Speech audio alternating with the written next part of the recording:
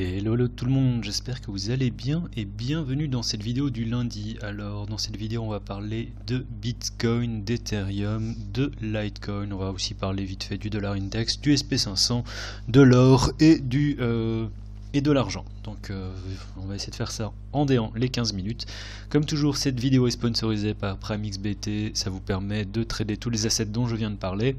Et si jamais vous êtes intéressé, il y a le lien dans la description. Alors commençons directement avec Bitcoin et la vue en hebdomadaire. On vient d'avoir la clôture quand même très bullish. Donc ça confirme véritablement l'uptrend. Ce qu'on a eu ici, c'était simplement un retest. Maintenant on a encore cassé une autre résistance. Donc en tout état de cause, selon toute logique, on voudrait maintenant que cette zone nous serve de support. Ce qui fait que si maintenant on viendrait retester la zone des 12 000 $, pour moi c'est un long à prendre sans hésitation. Et le stop, on va regarder ça en daily et en intraday, parce que regarder ça sur une échelle de temps telle que l'hebdomadaire, c'est pas non plus idéal. C'est-à-dire que moi je regarde l'hebdomadaire pour avoir une idée, pour me faire véritablement une idée de la direction générale, mais c'est pas une échelle de temps que je trade. Donc vraiment positif, ça je peux déjà l'effacer parce que ça me paraît du coup, enfin je vais le laisser cette zone, mais ça me paraît peu probable qu'on vienne redescendre ici en dessous. Je dis pas qu'on ne pourrait pas retester, ici, c'est-à-dire que BTC nous a tellement habitués à des mouvements un peu nawak que ce serait pas impossible que ce machin à un moment décide de faire juste ça avant de faire une grosse uptrend. Donc ça reste toujours possible, mais je pense pas qu'on vienne redescendre ici en dessous. Après voilà, c'est BTC, on ne sait jamais. Il y a un commentaire qui m'a fait un peu rigoler dans la vidéo de la semaine passée, c'est j'aime bien tes vidéos parce que t'es un peu bear à chaque fois, et c'est vrai que je me suis posé la question de savoir est-ce que je suis un bear.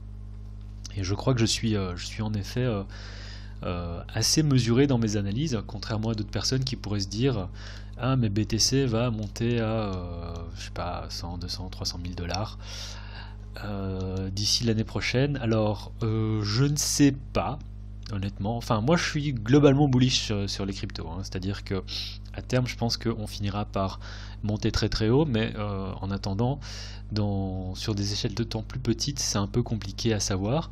Donc si je prends l'échelle telle que le mensuel, oui, je n'ai pas trop de doute par rapport au fait qu'à un moment, je sais pas quand, ça pourrait prendre un certain nombre de temps, ça pourrait prendre encore des mois, on pourrait encore effectuer peut-être des différents mouvements au sein d'un range avant véritablement d'avoir une cassure qui nous emmènerait vers des plus hauts. Je pense pas que les 300 000 $ soit quelque chose que l'on puisse atteindre directement, mais bon voilà.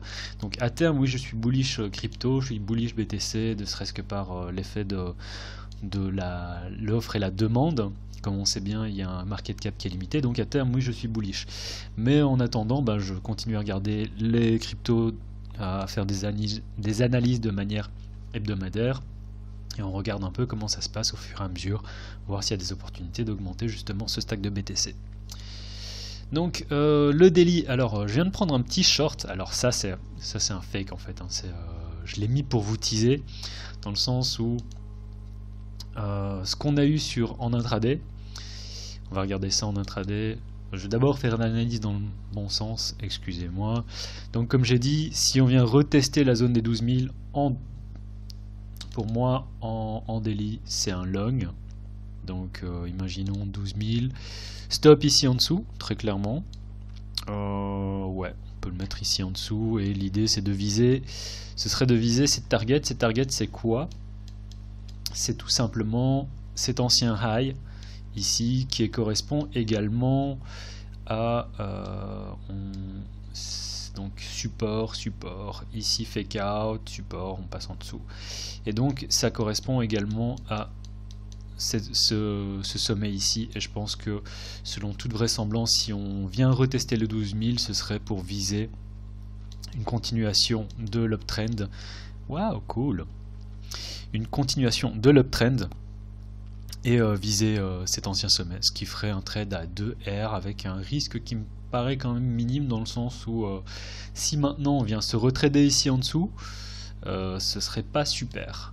Et si on vient casser ici en dessous, on commencerait à être sur un scénario assez bearish. Mais on n'en est pas encore là. C'est pour ça que je garde les niveaux inscrits sur le chart, dans le sens où, pour moi, la zone des 11 000, c'est un truc que je voudrais pas qu'on casse.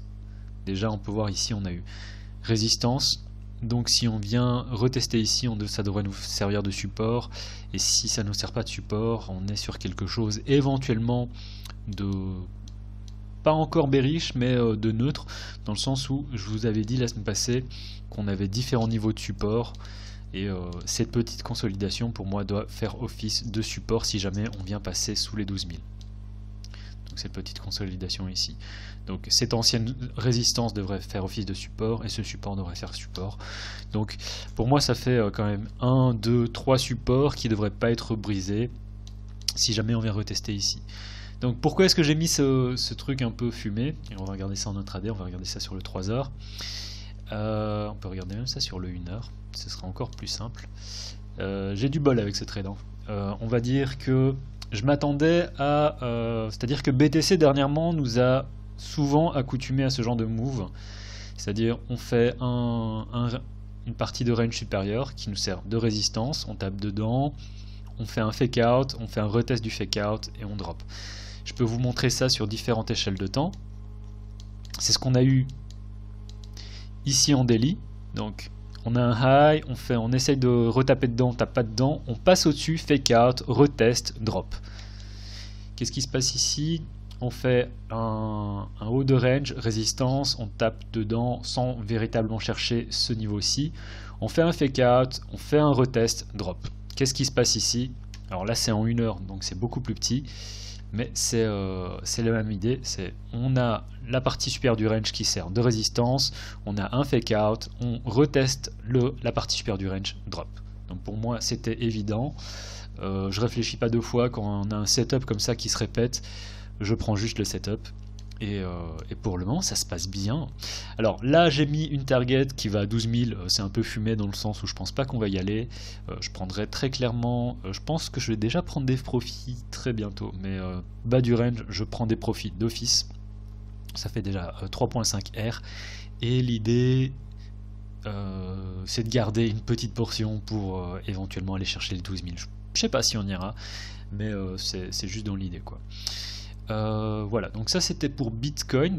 Du coup ça j'ai pas pu vous le partager parce que c'est vraiment arrivé avant que je démarre la vidéo et donc voilà, donc c'est un trade que je peux pas vous partager, mais l'idée c'est quoi? C'est quand même de chercher des longs, et si jamais on vient rechercher les 12 000, prendre un long avec un stop ici en dessous, ça fait bon, c'est un trade en daily, donc c'est quelque chose que vous pouvez prendre assez relax, vous n'avez pas besoin de rester derrière les charts.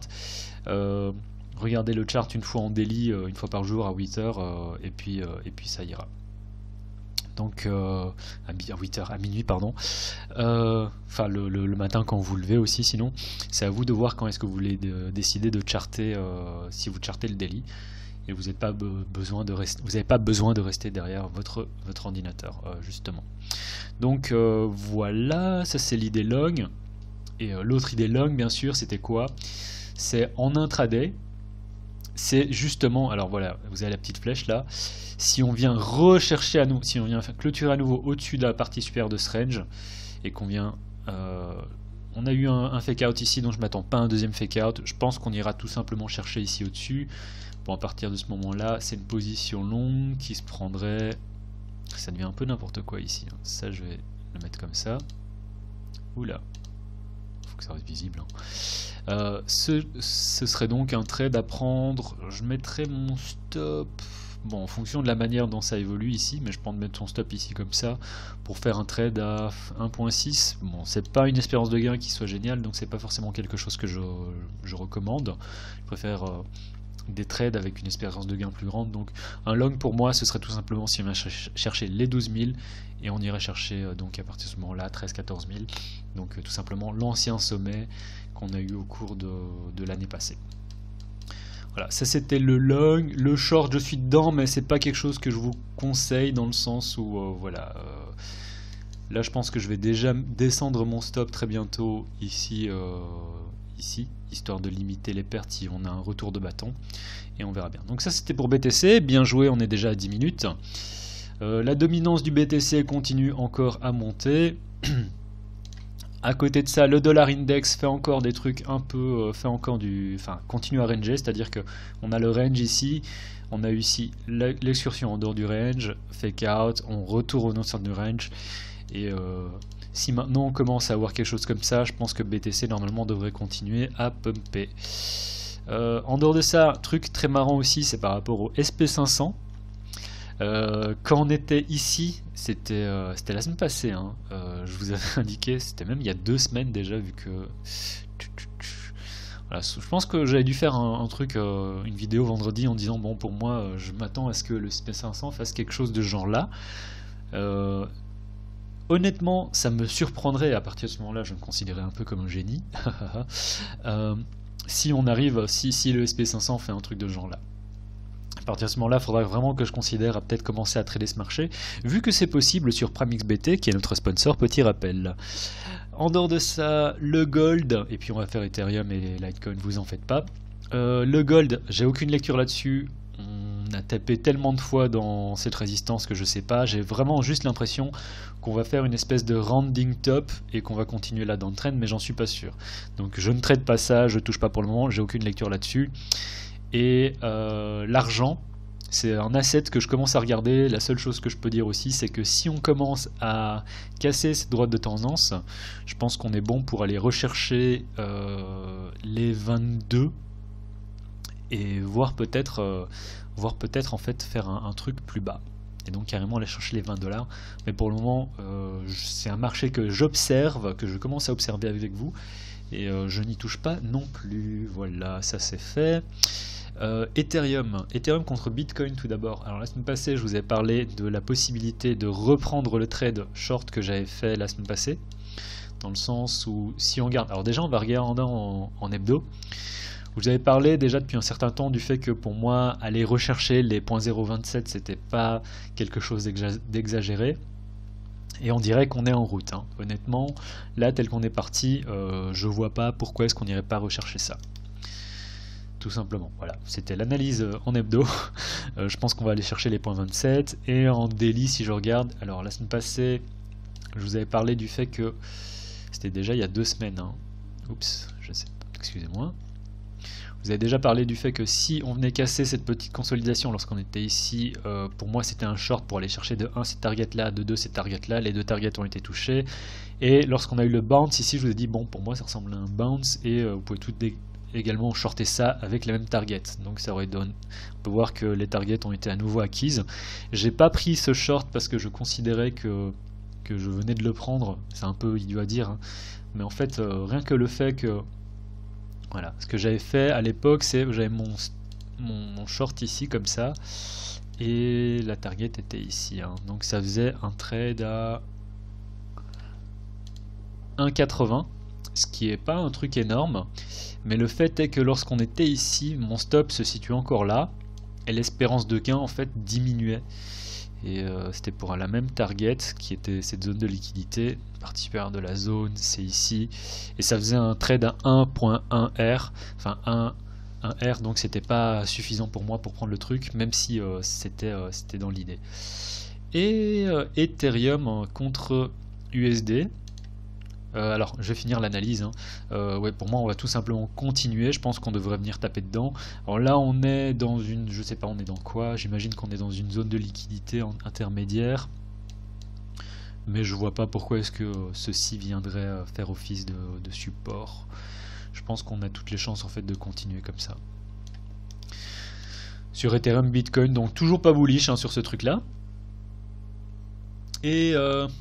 Ouh, ça commence à devenir intéressant. Ouf, alors je crois que j'avais un ordre ici.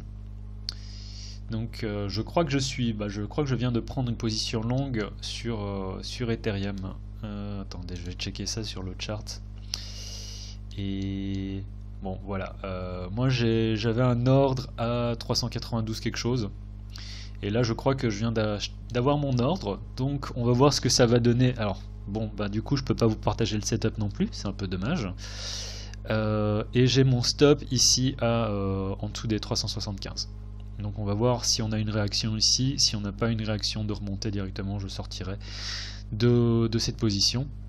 Je couperai aussi l'enregistrement du coup, mais on va voir. Donc Ethereum, Bitcoin, pour moi c'était ici la zone où est-ce que je voulais prendre une position longue pour viser un bounce et éventuellement retaper les 420. Je ne sais pas si on va remonter au-dessus, si on vient chercher dans cette zone ici et carrément chercher ce high ici. Donc on peut voir, hein, on a ce sommet ici est l'idéal, donc on a tapé en liquidité une fois. Ici on fait un retest entre guillemets, dans le sens où on a l'excursion en dehors du range, on vient trouver un support, résistance à nouveau. Et l'idée ça aurait été de taper là-dedans à terme. Donc je vais l'étendre comme ça pour voir. Donc je suis long sur Ethereum, on va voir comment ça se passe, si c'était une très mauvaise idée. Donc l'idée derrière ce trade c'est quoi? C'est, donc on va regarder ça en hebdo d'abord. Hebdo c'est un peu la même chose que sur BTC, sauf que BTC, là où il a déjà cassé son ancien sommet, là on est toujours sur cette... on est toujours en dessous, donc toujours pas dans quelque chose de bearish, ce que je fais là avec le long, alors qu'on peut voir que la situation sur Ethereum Bitcoin est quand même pas terrible, c'est vraiment jouer un bounce. Mais après on est toujours, on peut voir ici, hein, on a cette zone pivot, support, support, support, résistance, résistance, résistance. Si on vient retaper dedans, normalement, en toute logique, ça devrait faire office de support. Et donc, jouer le bounce. Et en 4 heures, vu que c'est comme ça que j'ai tracé mon truc, c'est... Ok, ici on a une petite consolidation. Pour moi, c'est suffisant, cette petite base, pour que je prenne mon trade. Donc, zone de liquidité. Je mets... comment j'ai mis ça? Bon alors, j'ai mis ça par rapport à vraiment cette petite zone de liquide, cette petite zone ici. Et donc on peut voir que j'ai pris position sur la partie supérieure. Là on est en train d'effectuer le bounce. Ce que je voudrais voir, c'est véritablement qu'on ait quelque chose de plus conséquent. Moi ce que j'aime pas, c'est l'énorme volume qu'on a là. Donc si ça continue à aller vers le bas, je vais sortir. Il reste 6 minutes sur cette chandelle. Il reste 6 minutes sur cette chandelle. Oh, il est déjà tard du coup. Il est déjà... Donc voilà, il reste 6 minutes sur cette chandelle. J'ai pas vu le temps passer. Et j'ai mis mon stop ici en dessous. Dans le sens où ça pour moi c'est zone de liquidité, donc on n'est pas censé passer au travers. On a cette ancienne résistance qui est censée faire également office maintenant de support, et on a en mini c'est là en fait que j'ai pris ma position longue la semaine passée. C'est ici que j'ai pris mon position longue qui nous a emmené ici, et on a cette mini consolidation qui devrait encore faire office normalement de support. Donc ça fait 1, 2, et ça c'est le troisième support en intraday, d'où mon stop ici en dessous. Voilà, c'était tout pour... du coup, j'ai pas trop de setup à vous proposer, hein. Donc j'ai ça qui s'est mis en place. Si maintenant on continue à descendre, je pense, c'est-à-dire que si on vient taper dans le support en daily, je pense qu'un long est tout à fait possible. Alors en fonction de votre appétence au risque, soit vous mettez votre stop ici en dessous,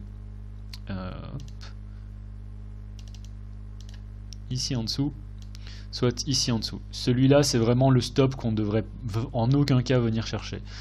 Donc ça c'est à vous de voir si on a quelque chose comme ça, si vous pensez qu'un truc comme ça peut se former. Moi je suis déjà long du coup, voilà. Et je privilégie un peu les longs, mais dans des zones idéales, quoi, donc en attendant. Donc ça c'est bien, je suis déjà en profit. Je vais descendre ça une fois l'enregistrement terminé. Mais idéalement venir chercher, même si vous voulez, on est à 12 200, prendre un long avec un stop ici en dessous, honnêtement, voilà quoi. Je préfère prendre des positions longues vu l'état bullish quand même qu'on a sur BTC, et comme j'ai dit, je pense qu'on pourrait en fait encore ranger pendant un certain temps en ayant plus ou moins de volatilité, mais je pense qu'on est davantage dans un scénario dans lequel on va ranger, où on pourrait avoir des alts qui commencent à un peu performer. Vite fait aussi, Je vous avais dit la semaine passée, BTC, Litecoin commence à avoir quelque chose d'intéressant. Alors on a eu un énorme, comment est-ce qu'on appelle ça, pump. Non, c'est pas un vrai pump, mais on a eu un retournement entre guillemets. Et ce que je vous avais dit, ce que j'aurais voulu voir, c'est qu'on clôture ici au-dessus de l'ancienne, enfin de cet ancien support qui fait office de résistance. Là, ce que je pense, c'est qu'on va venir faire une espèce de épaule, tête, épaule, et que si maintenant on vient rechercher ici les prix, moi je prends un long avec un stop juste ici au-dessus. Je prends un long et je vise carrément beaucoup plus haut et ça ferait un trade assez intéressant. Voilà, ça c'est aussi un setup que je vous donnerai donc du coup sur Litecoin Bitcoin, Litecoin contre Bitcoin. Allez voilà, c'est tout pour la vidéo de ce lundi en vous souhaitant un très bon week-end, une très bonne semaine. Et n'hésitez pas à utiliser le lien de notre sponsor. Tant qu'on y est aussi, vous pouvez, si jamais vous êtes intéressé, il y a toujours le lien pour Celsius et BlockFi dans la description. Celsius vous offre 30 $ si vous faites un versement de 200 $ sur la plateforme. Et BlockFi vous offre 25 $ si vous faites un versement de 25 $. Donc vraiment, je trouve que c'est des offres qui sont assez attractives pour les petits capitaux, donc n'hésitez pas à jeter un œil. Voilà, c'est tout pour la vidéo de cette semaine, enfin la vidéo de ce lundi, on se voit vendredi. C'était le cryptographe, tchuss.